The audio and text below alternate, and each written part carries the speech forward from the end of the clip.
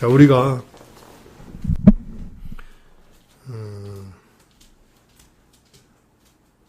이제 유아교육 임용을 준비하는데 우리 선생님들이 전체적인 틀을 머릿속에 가지고 있는 게 굉장히 중요해요. 네. 그래서 그 부분은 뭐냐면 총론이지.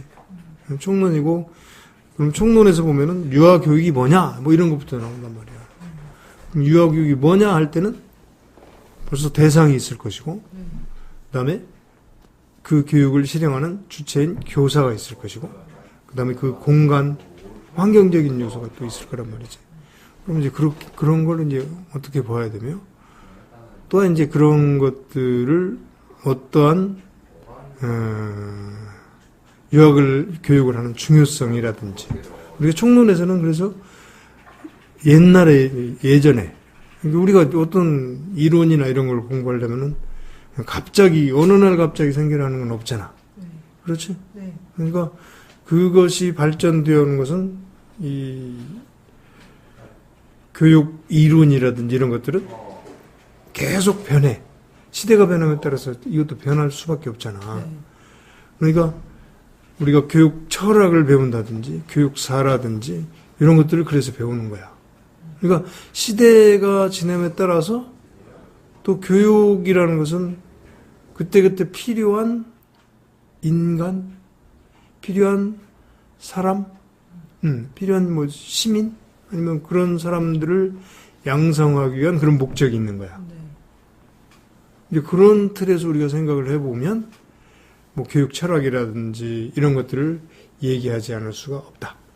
그러니까 지금의 시대에 우리가 이제 그런 걸 다 살펴보고 지금 시대에 우리가 어떤 교육관을 가진 어떤 교육적인 목적을 가지고 우리가 교육 과정을 편성하고 또 시행을 하고 평가하고 할 것인지가 실질적으로 이제 나와 있는 것이 뭐냐면 누리과정이야. 그렇잖아. 그러니까 우리나라에서 그런 것들을 우리나라 실정에 맞게 편성해 놓은 것이 누리과정이다. 그러면 이제 그 부분은 누리과정은 사실은 교육과정의 유아교육의 교육과정의 총체적인 것을 교육부에서 정한 거란 말이지. 네. 그건 또 수시로 변해. 누리과정도 변하잖아. 어디다 더 중요성을 두는지에 따라서 달라진단 말이지. 그러니까 그것도 어디에 따라서 달라져? 시대가 변함에 따라서.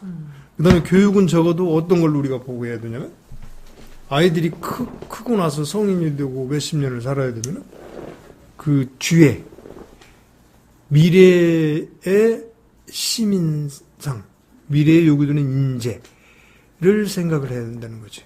그러면 지금 제일 많이 변하는 것이, 시대가 변하는 것이 뭐야? 산업의, 그렇지. 4차 산업혁명으로 변한단 말이야. 4차 산업혁명에서 제일 중요한 것은 뭐지? 인공지능? 인공지능은 어떤 실제적인 것이고, 그보다 더 상위 개념으로, 그건 인공지능 그 자체는 그 하나의 구체적인 개념이잖아. 그보다 더 위의 개념이라면 4차 산업혁명 시대에는 어떤 거가 되냐면은 제일 중요한 것이 키워드가 뭐냐면 사물인통. 그것도 이제 아주 단편적인 그런 구체적인 거잖아. 그보다 더 큰 것은 창의성이야, 창의성. 그렇지? 네. 창의성이란 말이야. 그러니까 창의성이 있어야만 지금에 있지 않는 것을 우리가 지금에 있는 것을 어떻게 보면은 어떤 틀에 있는 거잖아. 개념이라든지 어떤 지식이라든지 이런 것들이 틀에 있는 거라면 지금 틀에 있는 것이 아니야. 이미 우리가 인터넷이 들어오면서 기존에 우리가 생각했던 생각이나 산업이나 이런 것들이 완전히 바뀌었어. 3차 산업혁명이잖아.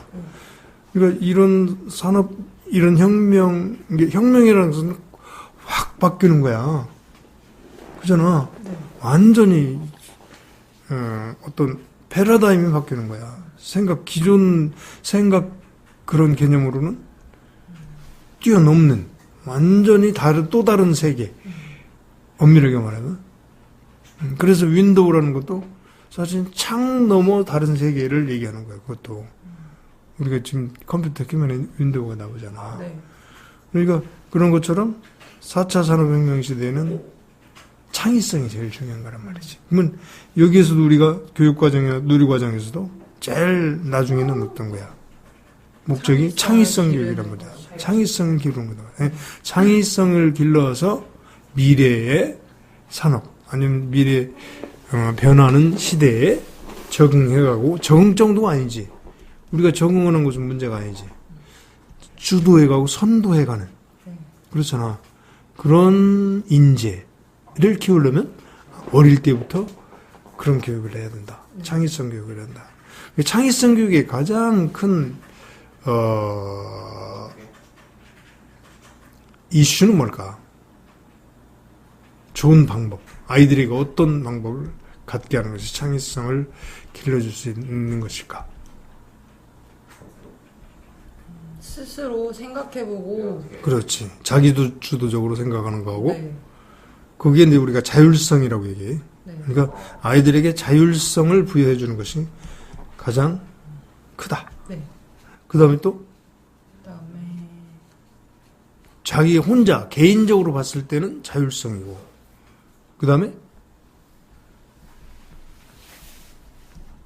어떤 틀에 박혀 있지 않다. 그럼 틀, 그러면 담, 아니면 어떤 테두리 이런 것을 벗어나니까 뭐 해야 돼? 꽉 막는 게 아니라 융통적인 융통적인 거예요. 이게 닫혀 있는 게 아니라 어떻게? 열린 생각이잖아요. 네. 오픈 마인드가 중요한 거예요. 그러니까 창의성의 핵심은 또 자기주도적이면서 열린 생각, 오픈 마인드가 중요한 거야. 열린 생각. 그럼 열린 생각에는 어떤 것이 우리가 거기에 뒷받침을 줄 수 있냐면은 가치관도 어떤 가치관? 예를 들어서 우리는 그때마다 가치관이 달랐어. 교육관, 가치관 이런 것들이 시대에 따라 달랐어. 네. 우리 교육 철학을 보면 다 달랐잖아. 그렇지? 네. 교육 철학에서 처음에는 뭐 그리스 아테네에서는 민주 시민 양성이야. 그때 나름대로. 네. 그렇지? 그다음에 산업혁명 시대에는 중세 시대에는 교육을 어떤 사람을 했을까? 중세에는 교육을 어떤 사람을 했을까? 그렇지. 군인들이나 적어도 지배계급들이 교육을 받고 교육을 했어. 네. 그러니까 노예나 이런 사람들은 교육에 의미가 없었어. 그러니까 교육은 원래는 통치를 하기 위해서 했단 말이지. 그러니까 처음에는 민주시민 양성을 위해서 했지만, 그 다음에 중세시대에는 귀족이나 영주들이지. 영주들은 이제 귀족이라고 하면, 귀족이나 아니면 적어도 군사훈련을 시키는 기사들 정도. 농노나 노예들은 이미 거기는 뭐 전쟁 포로나 아니면 뭐 농민들이 와서 그냥 먹고 살고만 할 수 있는 그런 것을 제공을 하고, 그쪽에는 이제 제일 중요한 것이 안전 문제, 뭐 이런 것을 지켜주면서 그냥 땅이나 이런 걸 주어서 농사를 질 수 있게 하는 그런 체제였기 때문에 교육도 귀족 교육 내지는 기사를 길러내는 그런 교육. 뭐 노예들이나 이런 사람들 교육이 필요가 없잖아. 네. 그런 사람들은 이제 그러면서 중세 이후에 뭐가 왔어? 봉건 시대가 무너졌어. 뭐에 의해서 무너졌나? 봉건 시대는? 종교계요. 종교개혁도 굉장히 큰 역할을 했지. 네. 그건 사상적으로 종교개혁이 역할을 했어. 그러니까 중세시대를 강화했던 것 중에 하나가 뭐야? 기독교. 서양에서 기독교는 중세시대를 엄청 강화시킨 거야. 그게 뭐야? 교황권이잖아. 네. 교황권이 강해져서 그건 이제 교황 왕권 신수설, 왕권을 신이 주었다라고 생각을 하고 네. 이렇게까지 했단 말이죠. 그러니까 그런 것을 이제 벗어나서 나오는 것이 뭐야? 그때 중세를 벗어나서 나온 것이 산업혁명이 나오는 거야. 산업혁명. 그러니까 산업혁명은 산업혁명과 그 다음에 또 뭐가 있어요? 신대륙의 발견과 신항로 개척이란 말이에요. 그러니까 무역이 활발해지고 산업혁명이 일어나면서 그런 데를 중심으로 뭐가 생기냐? 도시가 생긴다. 도시. 네. 도시가. 그러니까 자본이 축적이 되고 산업혁명에서 그러면서 시민이라는 계급이 나오는 거야. 그때부터 이제 어쩌? 시민들이 이제 혁명을 일으키고 이렇게 살아면 안 된다. 그래서 시민혁명, 프랑스 혁명이나 이런 것들이 제일 먼저 시작이 되는 거야. 시민혁명에 의해서 교육관도죠, 이제. 시민양성. 네. 그 다음에 이제 또 산업혁명에서는 어쩌? 그런 것들이 이루어지려면 뭘 했냐? 자기 분야에서 직업을 갖는 그런 기술교육이나 이런 게 이제 필요한 거라는 거죠. 네. 근데 시민들이 그런 교육을 갖도록 하는 것이 이제 교육적인 또 목적이 되는 거야. 그렇잖아. 네. 이제 그러면 이제 그거에 따라서 교육적인 목표나 교육의 방법이나 대상이나 이런 것이 달라지니까 또 달라지겠지. 그럼 이때 같은 경우에도 유아에 대한 관심이 있었어, 없었어? 없었어. 근데 이전엔 물론 귀족들이나 이런 데는 했어. 몇몇 사람들은. 근데 전체적인 뭐 소위 말하는 공교육이라고 하면 좋겠고 대중교육이라는 것은 시민혁명 이후에 이제 근대 이후에 그런 학교라는 것이 나타나는 거야 이제. 그렇지? 네. 학교가 이제 그때 나타난다고. 그래서 대량 교육을 해야 되고 그러면서 이제 민주주의와 연결이 되는 거야. 네. 그래서 이제 그 교육 목표도 뭘까?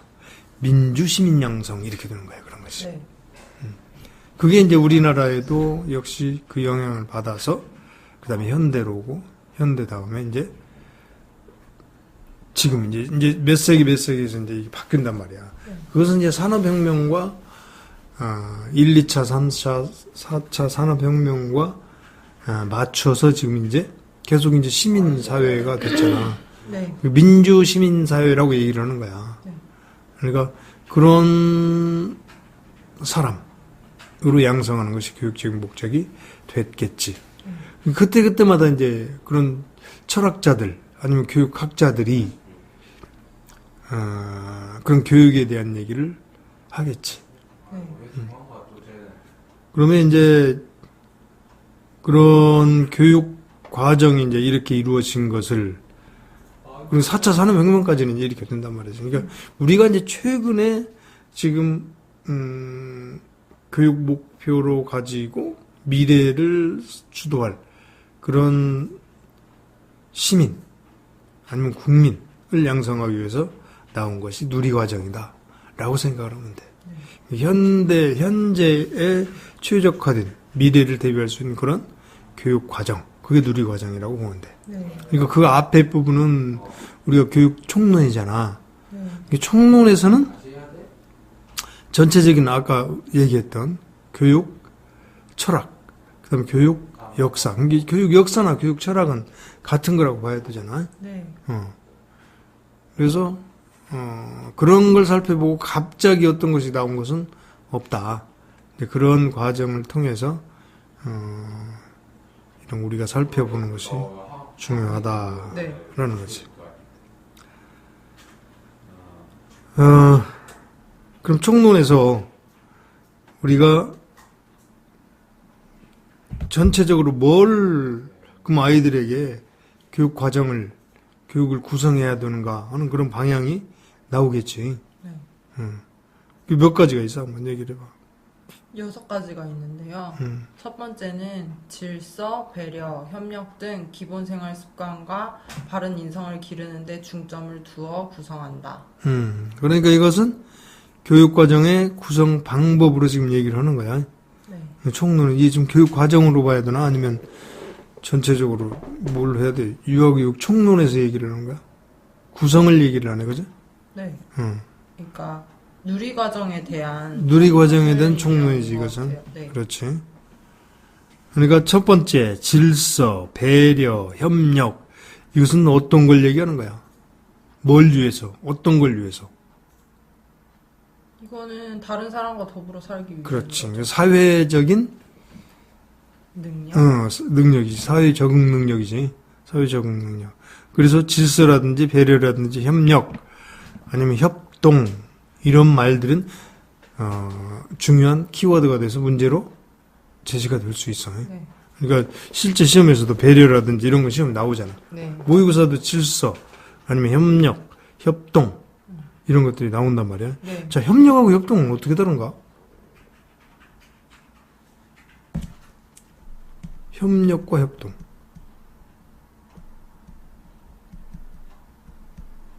같은 말인데 협동은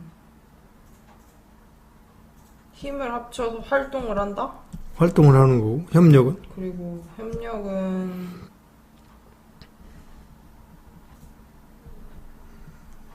거의 뭐 비슷하게 우리가 알고 있지. 것 같은데. 그런데 이제 엄밀하게 얘기를 해보면, 협력은, 협이라는 것은 힘을 합하는 것이야. 힘력자 세 개에다 플러스 해놓은 거야. 그 화합할 협자란 말이야. 네. 열십자 쓰고 뒤에다 힘력자를 세 개 써. 네. 그게 협자예요, 그게. 그러니까 힘을 모으는데 협력인데 또 력이 힘이라고 써놨어. 그러면 이것은 어떤 물리적인 개념일 수 있어, 협력은. 예. 협력은 진짜 돕는다. 서로 돕는다. 예, 그런 뜻이 있고, 협동은 합해서, 힘을 합해서 하나가 되는 거야. 한 가지가 되는 거야. 그러면 그것은 어떤 거야? 심리적인, 정신적인 얘기가 될 수 있어. 협동은. 그러니까 협동은 의견일치. 이런 것도 협동이야. 그건 협력이라고 안 하잖아. 그렇지? 응. 그러니까 우리가 아이들에게 협력한다 그러면 어떤 물리적인 의미가 더 강하고 오히려 협동심을 기른다가 더 중요해. 그렇지? 네. 협력은 좀 의미가 좀 좁은 의미야. 그래서 여기서 쓰는 것은 배려, 협력보다는 협동이 좋아. 협동이 더 큰 의미야. 네. 그래서 여기서는 질서와 배려와 협동 등 기본 생활 습관을 배우는 거예요. 기본 생활 습관. 이 기본 생활 습관은 뭐하고 관련이 있어? 기본 사회 생활 습관이야. 사회에 적응하는 거잖아. 사회 생활 습관. 그 다음에 바른 인성이라고 했잖아. 그러니까 바른 인성이라는 것은 어떤 거야? 자기 혼자만의 관계라고 얘기할 수 없어. 항상 지금 뭐야? 여기서는 인간은 사회적 동물이잖아. 우리가 사회에 속해 있기 때문에 사회 속에서의 바람직한 사회를 잘 유지할 수 있는 그런 인성. 그게 이제 협력, 그다음 질서, 배려, 협동 이 얘기잖아요. 그게 이제 바른 인성이라고 볼 수 있고, 그게 이제 첫 번째 목표가 되는 거. 구성 목표가. 네. 그다음 두 번째는 뭐라고 그랬죠? 자율성과 창의성을 기르는 데 중점을 두고 전인 발달을 이루도록 구성한다. 자, 위에서는 인성을 기른다. 개인적인 얘기야. 그다음에 여기서는 전인 발달. 그러니까 전인이라는 것은 온전한 인간이라는 뜻이야. 네. 온전한 인간. 이 온전한 인간은 육체적뿐만 아니라 정신적으로 온전한. 그러니까 오히려 여기서는 지금 정서적, 정신적인 거야. 그게 이제 우리 시대에 맞는 것이 제일 중요한 게 뭐야? 그러니까 아까도 얘기했지만 자율성이잖아. 그 다음에 또 뭐야? 창의력이잖아. 이게 키워드가 되는 거야, 이게. 그러니까 자율성과 창의력이 그래서 교육 목표의 키워드가 되는 거야, 이게. 네. 두 번째는 이제 자율성과 창의력이야. 네. 4차 산업혁명 시대에 필요한 인재야, 이게. 그런 걸 가진 전인적인 인격을 형성하는 거야. 전인적인 발달, 전인 발달을 이루도록 해야 된다. 그럼 이것은 목표라고 얘기할 수도 있어. 네. 구성을 이렇게 해야 되니까 구성은 어떻게 해야 돼? 목표에 맞게 구성을 해야 되잖아. 네. 그럼 여기서 구성을 이렇게 한다. 이 내용이나 이 누리과정의 목표를 뭐다 이렇게 얘기해도 된단 말이야. 또 세 번째? 사람과 자연을 존중하고 우리 문화를 이해하는 데 중점을 두어 구성한다. 여기는 사람과 자연을, 우리는 이제 인간만 생각을 했는데, 이제 환경의 중요성 때문에 사람 못지않게 사람과 똑같이 지금 뭐까지도? 자연까지도 존중한다, 그러지. 존중하고, 우리 문화를 이해하는데 중점을 두었다. 우리 문화다, 그러면 이 얘기도 마찬가지로 이것은 사회성이야, 이것도. 우리 문화를 익히는 것은 우리 사회성을, 얘기를 하는 것이지. 자, 그 다음. 만 3, 5세 아이의 발달 특성을 고려하여 연령별로 구성한다. 이건 뭐가 관련 있었겠어? 한마디로 말하면 뭐에 맞춰서? 발달 특성. 그렇지. 발달 과정. 3, 5세에 맞는 발달 과정의 특성에 맞추어서 그 목표를 이룰 수 있도록 한다. 네. 아니면 이것은 어떻게 그러면 구성을 하겠냐? 그러면 거기에 맞춰서 구성을 해야 되겠다라는 거고. 그 다음에 신체 운동 건강, 의사소통, 사회관계, 예술경험, 자연탐구의 5개의 영역을 중심으로 구성한다. 여기는 이제 구체적으로 나왔네. 우리는 보통 몇 개 영역이야? 5개 영역인가? 누리과정에서? 네. 딱 5개야? 네. 그럼 그것이 신체 운동, 건강. 그것까지는 하나지? 네. 그거 하나. 그 다음에 의사소통 능력, 그 다음에 사회관계, 예술 경험, 자연 탐구까지 들어가 있어요. 네. 이렇게 5개 영역으로 구성이 되고, 그 다음에 이제 맨 마지막에는 우리가 이제 어디로 가야 돼, 이제? 학교를 가기 위한 전 단계니까. 뭐야, 그건? 초등학교 교육과정과 0-2세 표준보육과정과의 연계성을 고려하여 구성한다. 우리가 보통 학교 전 단계만 생각을 하는데, 우리가 누리과정에서는 0-2세도 지금 우리가 교육 대상으로 돼 있잖아. 영유아가 되잖아. 네. 그러니까 0-2세는 유아 이전이니까, 네. 거기까지도 대상으로 잡고 양쪽을 연결해주는 그런 과정의 목표를 뒀다. 누리과정은 그랬다. 네. 라는 거야. 그러면 이제 한마디로 이제 목적을 뭐라고 얘기했으면 좋겠어. 누리과정은 만 3, 5세 유아의 심신의 건강과 조화로운 발달을 도와 민주 시민의 기초를 형성하는 것을 목적으로 한다. 그렇지. 이렇게 얘기를 하는 거야. 원래는 목적이 맨 먼저 나와야 되겠지. 그렇지? 목적.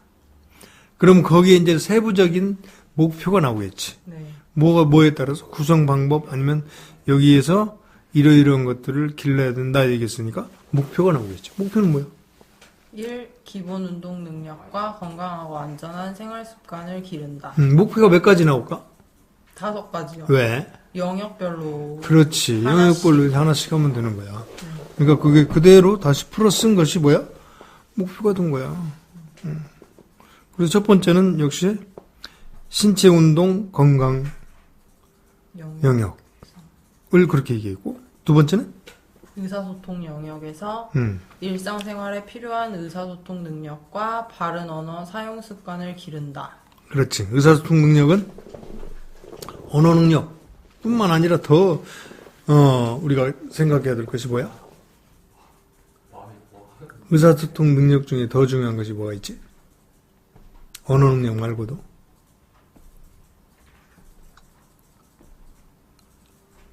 정서. 그렇지? 네. 정서 이해라든지 뭐 소통 능력 그 안에는 이제 거기도 포함이 되겠지. 근데 큰 틀에서는 역시 의사소통 능력이니까. 그 다음에 세 번째는 이제 사회관계 영역이니까. 네, 자신을 존중하고 다른 사람과 더불어 생활하는 능력과 태도를 기른다.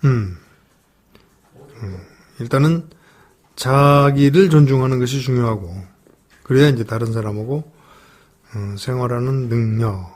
그리고 세 번째는 예술, 경험 영역에서 네. 아름다움에 관심을 가지고 예술 경험을 즐기며 창의적으로 표현하는 능력을 기른다. 여기서도 창의성을 얘기했고, 창의성은 예술에서뿐만 아니라 어디서도 창의성이 있을까? 모든 영역에서 다 창의성이 필요해. 네. 사실은 특히 예술 경험이나 자연 탐구에서도 그렇지. 자, 자연 탐구 영역에서는 어떻게 해야 돼? 호기심을 가지고 주변 세계를 탐구하며 일상생활에서 수학적, 과학적으로 생각하는 능력과 태도를 기른다. 여기서 가장 핵심적인 것은 아이들에게 뭘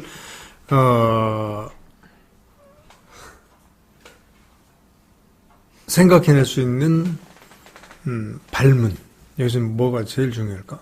호기심을 기르는. 그렇지. 호기심을 기르려면 어떻게? 선생님이 발문 뭐라고 하는 게 제일 좋아? 유아의 흥미에 맞춰서 발문을 해야 될 것 같아요. 그렇지. 흥미를 유발할 수 있는 발문?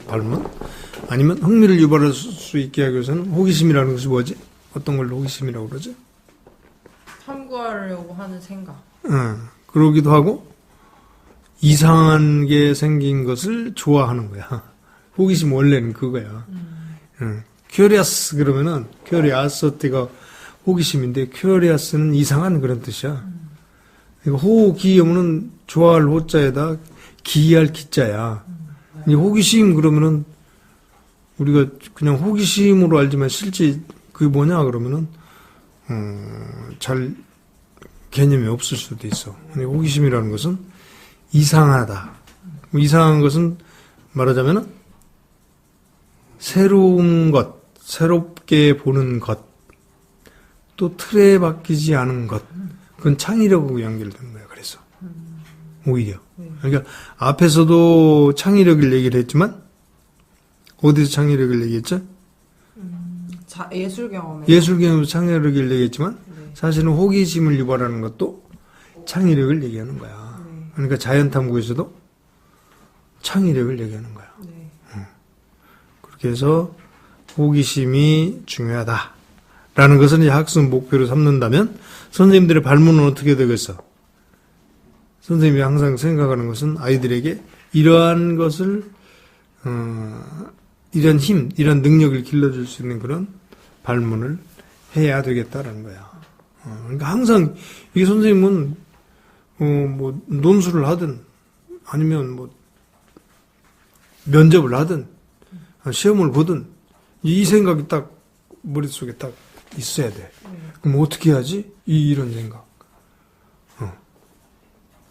그럼 실질적으로 그럼 편성은 어떻게 해야 되냐?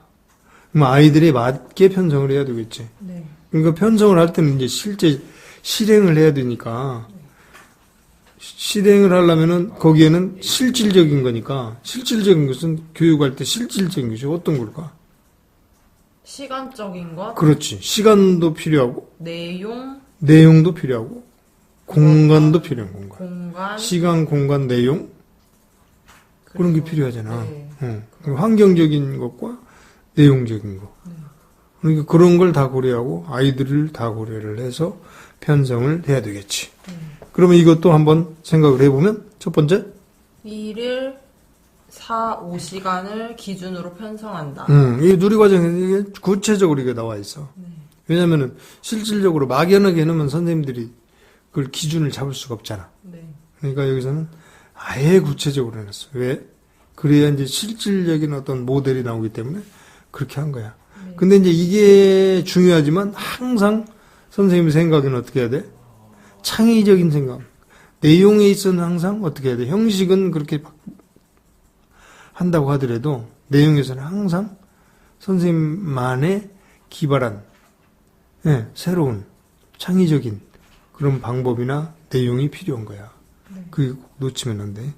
그래서 시간은 어째야 된다? 하루에 4-5시간을 기준으로 해야 한다. 편성해야 되고. 그 다음에 5개 영역의 내용을 균형 있게 통합적으로 편성한다. 그렇지. 여기 중요한 것은 통합이라는 거야. 네. 그러니까 교과 영역을 분리하지 말라는 게 분리될 수가 없어 사실은. 네.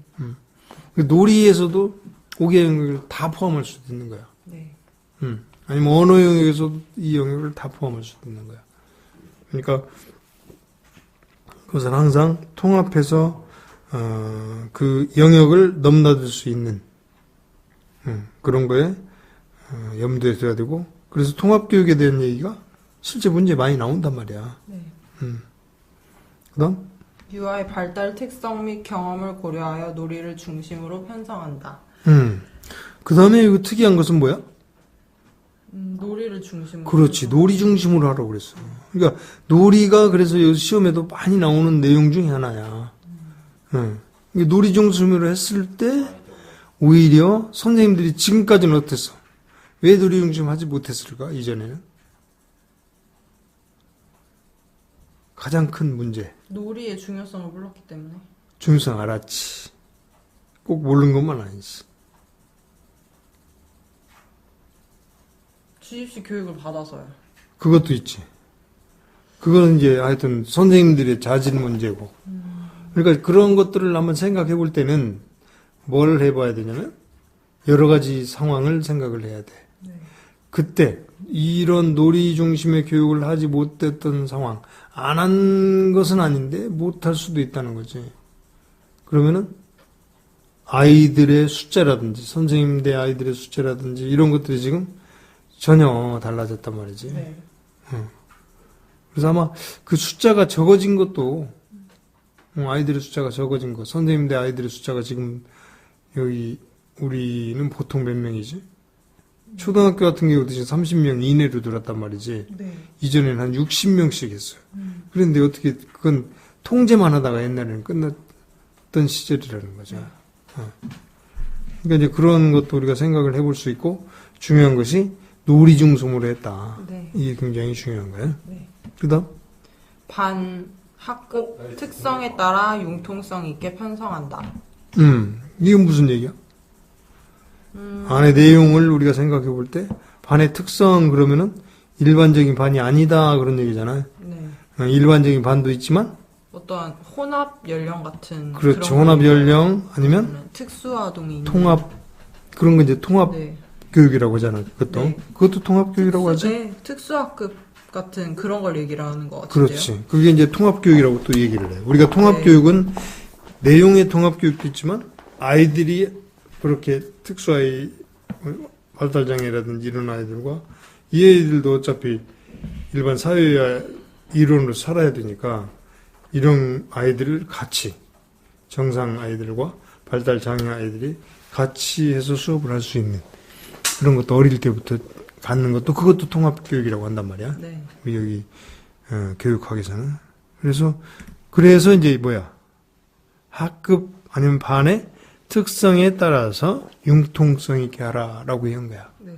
왜냐면 시골 학교라든지 이런 데는 또 그럴 수밖에 없어. 네. 우리 상황이. 네.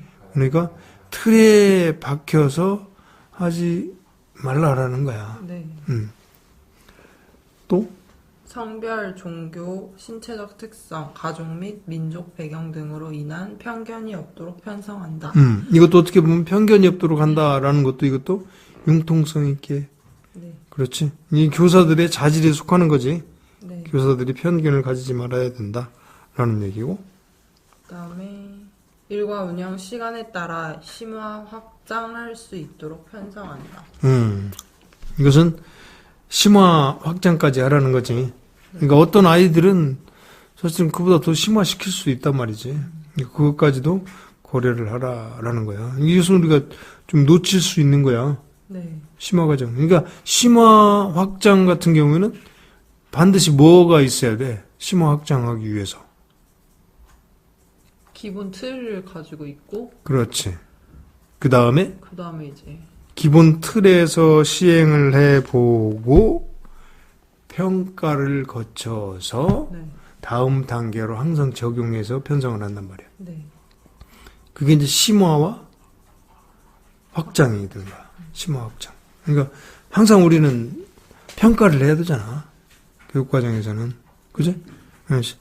교육 계획, 그다음 편성, 시행, 교육 수행이라고 그러지? 네. 교육 수행, 그다음에 평가, 그다음에 적용, 재편성. 그렇게 적용해서 다시 편성하는 거란 말이에요. 그러니까 심화 확장이 우리가 놓칠 수 있는데 이런 것도 좀 염두에 두어서 정리를 해야 되겠다. 자, 편성을 했으면 어떻게 해야 돼, 이제? 그 다음에 이제 운영을 해야 되겠지, 운영을. 운영을 우리는 뭐라고 그래? 이 교육과정 편성을 우리는 뭐 편성을 교육과정이라고 보통 얘기를 하지. 그러지? 그 다음 교육과정 편성이, 운영은 직접 하는 거니까 뭐라고 그래? 교수학습이라고 그러나? 실행이요, 실행. 실행이라고 얘기하지. 우리가 이제 총론에서는 뭐라고 그러지? 실행이라고 안 하잖아, 또. 교수법? 교수학습? 교수학습 방법이네, 그것은. 그러니까, 운영은 실제적으로 한번 적용해 보는 거네. 해 보는데 구체적인 방법은 또 교수학습 방법이라고 얘기할 수 있고. 네. 그럼 운영을 한번 보자. 운영은 1. 연간, 월간, 주간 1일 계획에 의거하여 운영한다. 이것도 시간에 관련된 거야. 편성에. 네. 이게 편성을 쭉 연관성 있게 편성하라는 거야. 1년을 목표를 두고 일을 4시간씩 하는데 그걸 쭉 연계성 있게 하라는 거지. 네. 그 다음 두 번째는? 실내외 환경을 다양한 흥미 영역으로 구성하여 운영한다. 이것도 실내외 영역을 같이 해야 된다. 왜 그렇게 얘기를 할 수 있냐? 이건 두 번째, 편성에서 두 번째 얘기나 마찬가지야. 편성에서 5개 영역을 균형 있게 하라는 내용과 마찬가지지. 그러니까 실내, 실외 영역을 골고루 편성한다. 운영한다. 그렇게 해서 운영을 하는 거야. 그 다음에 유아의 능력과 장애 정도에 따라 조정하여 운영한다. 유아의 능력과 장애 정도에 따라, 이것은 이런 경우에는 장애 정도라면은 이건 통합 교실에서 얘기하는 거야. 통합교육 교실에서 장애 정도잖아. 특수학급 같은 경우에도. 그러니까 운영은 뭐 그렇게 해야 될 것이고. 또 부모 각 기관의 실정에 따라 부모 교육을 실시한다. 근데 여기서 이제 부모 교육이 들어오는 거야. 네. 그래서 여기 교수학습 누리과정에서는 부모 교육이 굉장히 중요하지. 유치원과 그다음에 교사와 아이와 그다음에 부모 교육. 그것도 한 분야로 우리가 다루어지고 있지. 그래서 그다음에 가정과 지역사회와의 협력과 참여에 기반하여 운영한다.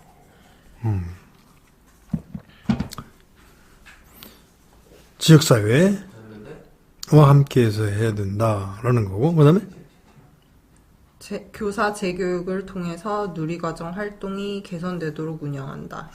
자, 교사 재교육이라고 했는데 어떤 교사들이 능력이 없거나 그런 게 아니고 사회가 변함에 따라서 그런 벌써 교사들은 세대 차이가 몇십 년 차이 날 수가 있잖아. 원래 초임 교사와 정년 교사는 한 40년 차이가 나. 거의 40년에 30 몇 년 차이가 난단 말이야. 30년 이상. 그렇게 차이 나면은 분명히 재교육이 다 필요하잖아. 시대가 30년이 지나면 엄청 변하는 거잖아. 네. 그리고 이건 당연히 재교육을 해야 되고 누리과정을 맞춰서 해야 된다. 누리과정은 지금 시대에 맞는 교육과정을 누리과정이라고 얘기를 하는 거야. 네. 자, 그럼 거기에 대해서 구체적인 교수학습 방법에는? 첫 번째, 놀이를 중심으로 교수학습 활동이 이루어지도록 한다. 제일 지금 누리과정에서 제일 중요해서 여기는 것이 교수학습이 놀이 중심이야. 그러니까 놀이 중심의 경우 놀이는 시험에 안 나올 수가 없는 거야. 네. 그렇지? 아니면 논술에서도 거의 나올 수 있고, 실제적으로 선생님들이 교육을 시행하는 방법을 뭔 중심으로? 놀이 중심으로 편성하는 게 좋아. 시연할 때도. 네. 근데 대부분은 막 설명식으로 하는 것만 생각을 해. 왜? 지금의 선생님들은 대부분 다 어떻게 생각을 해? 자기가 배웠던 것으로 생각해서 아이들을 가르쳐야 된다고 생각을 하는 거야. 그래서 이 시연을 할 때도 놀이 중심으로 짜는 것이 점수 받기가 더 좋을 것이다. 상당히 어려워, 이거 놀이 중심으로 짜는 것은. 네.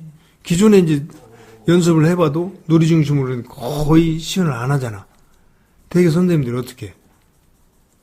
놀이 중심으로 하나? 그렇게 짜는 경우가 많아?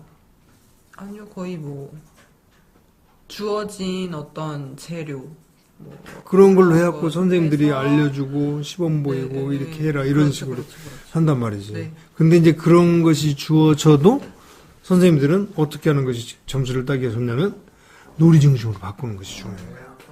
그게 굉장히 중요한 거야. 네. 왜?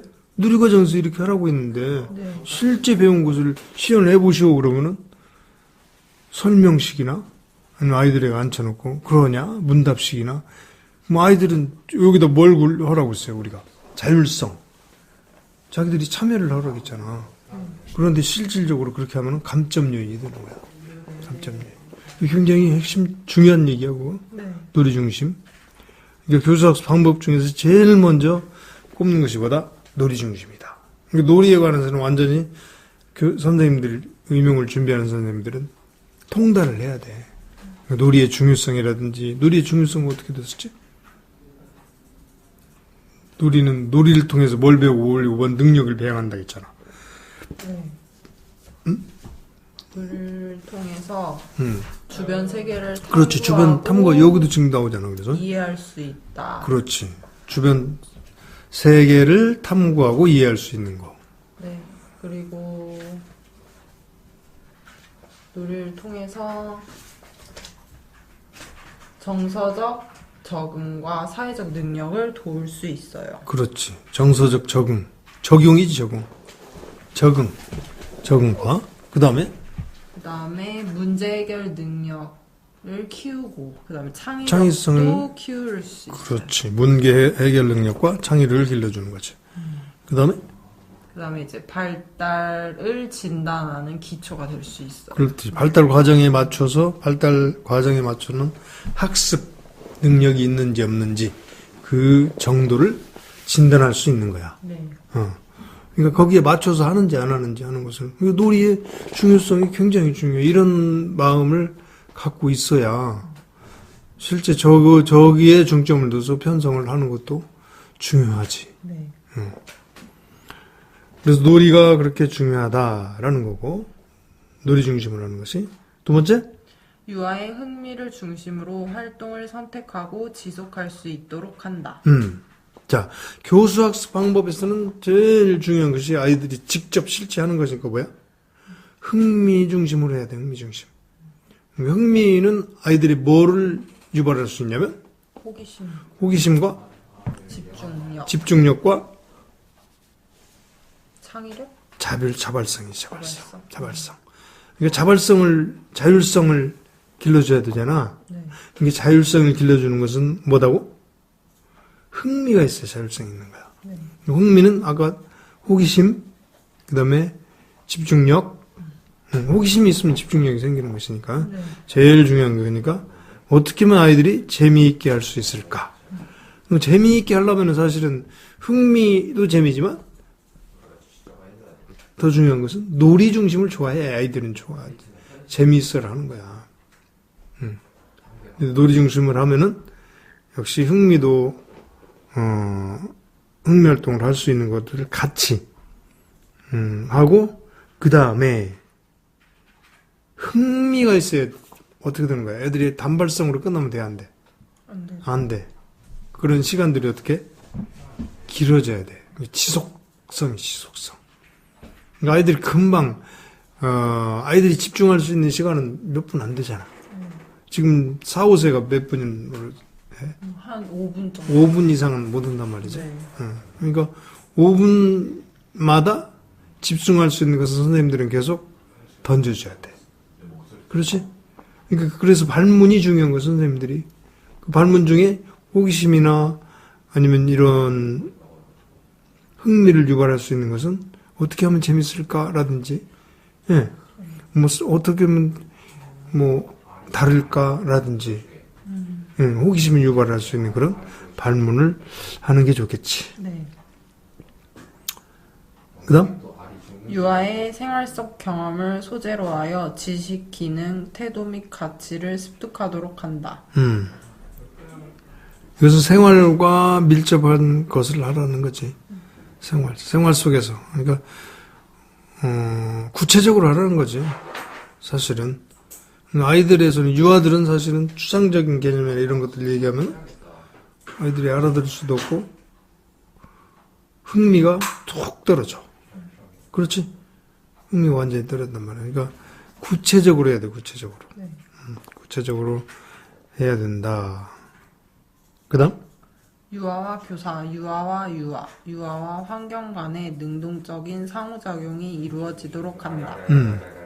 이것은 서로 소통이 돼야 된다는 거지. 네. 소통이 돼야 되는 거다. 그래서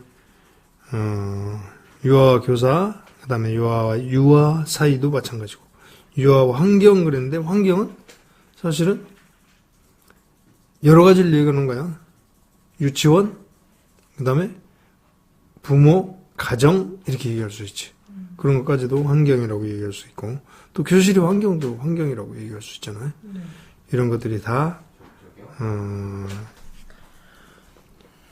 같이 상호작용이 이루어질 수 있도록 해야 된다. 능동적이다. 그건 무슨 말일까? 능동적인.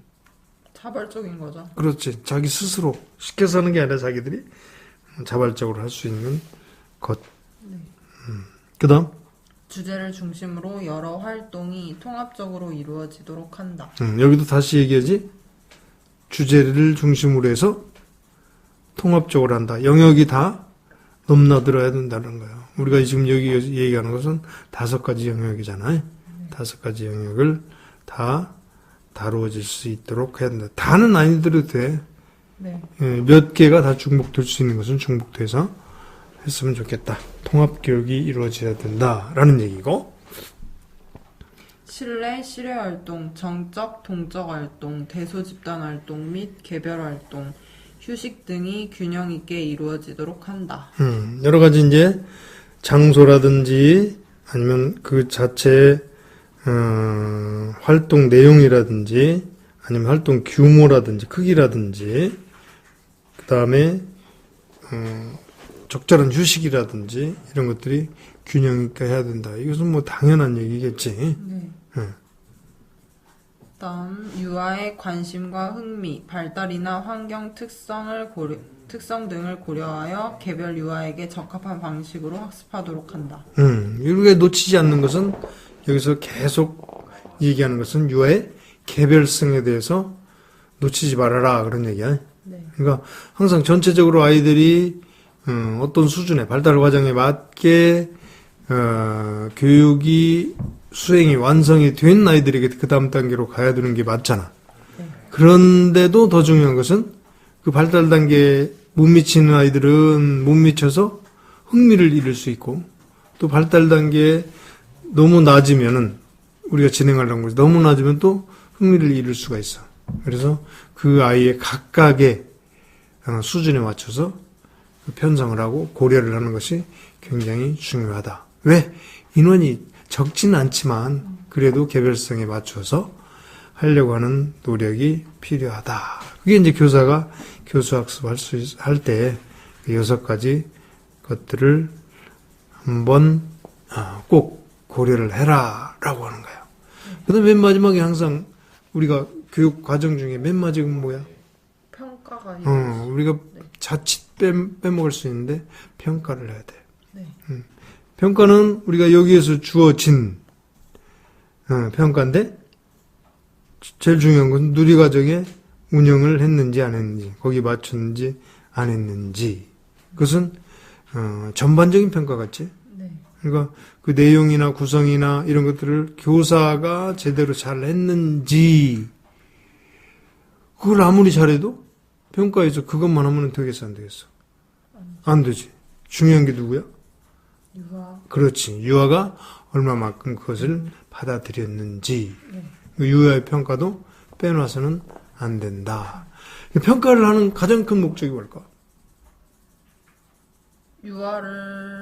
유아의 상태를 파악하고 그거에 적합한 교육 과정을 설정하고 평가하는 이유요? 평가하는 이유는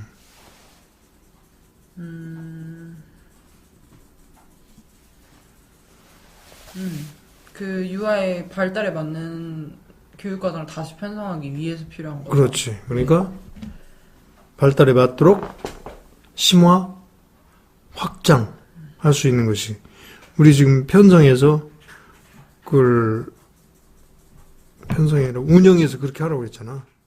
네. 편성에서 우리가 그렇게 얘기했나? 거기 맞춰서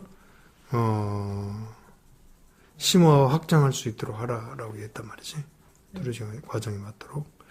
그렇게 해서 이제 이 전체적으로 총론을 우리가 이제 본 거예요. 그러니까 이 내용은 우리가 머릿속에 다 이렇게 들어와 있어야 돼. 언제든지 얘기를 해도 이거를 놓치지 말아야 돼.